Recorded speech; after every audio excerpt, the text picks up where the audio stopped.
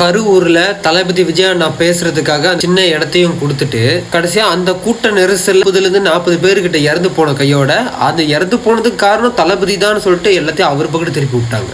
ஆனா இத பாருங்க, எங்க பையன் தான் 13 வயசு விஜய் பார்க்கறதுக்கு தான் வந்தோம். என்ன இடத்துல ஒரு போலீஸ் கூட இல்ல.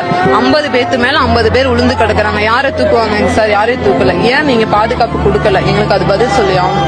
ஏன் போலீஸ் வந்தப்ப கொடுக்கல? நாங்க இருந்த இடத்துல போலீஸே இல்ல. அப்ப ஏன் நீங்க கம்மியா கொடுத்தீங்க? இதுக்கெல்லாம் பதில் சொல்லி ஆகணும். நாங்க ஒவ்வொரு குடும்பமும் ஒவ்வொருத்தரை இழந்து போய் நின்றுட்டு இருக்கோம். நாங்க விஜய் சார் மேல எந்த குறையுமே சொல்ல மாட்டோம். செந்தில் பாலாஜி சார் எங்களுக்கு பதில் சொல்லியே ஆகணும். சிஎம் சார் பதில் சொல்லியே ஆகணும். இவங்க நினைச்சா கண்ட்ரோல் பண்ணி இருந்திருக்கலாம். ஏன் இந்த இடத்த கொடுக்குறாங்க? கரூர்ல வேற இடமே கிடையாதா? அவ்வளவு இடம் இருக்கு. அங்கெல்லாம் கேட்டப்ப இவங்க ஏன் கொடுக்கல? இந்த இடத்துல இவங்க நெருக்கடியா வந்து கொடுத்துருக்காங்க.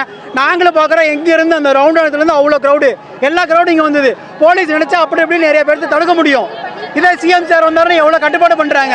அவங்க நினைச்சிருந்தா ஃப்ரீயா இருக்க எத்தனையோ இடத்துல அவங்க கொடுத்துருக்கலாம். ஏன் இங்க கொடுக்குறாங்க? 4 பேர்த்த பழி கொடுத்து நம்ம ஆட்சி வளரணும்னு ஆசைப்பட்டு தான் இந்த ஆட்சி நடத்துறாங்க. தளபதி விஜய் அண்ணாவை எதுக்குறவங்க பண்ற சதி இதுன்னு எல்லாத்துக்குமே தெரியும். இன்னும் அந்த மனுஷனை என்னென்ன பண்ண போறாங்கன்னு தெரியல.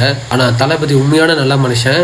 கண்டிப்பா அந்த கடவுளுக்கு தெரியும். உண்மை ஜெயிக்கிறதுக்கு நேரம் ஆனாலும் கண்டிப்பா உண்மை ஒரு நாள் ஜெயிக்கும். நான் உங்கள் கிரேஸ் ஜி.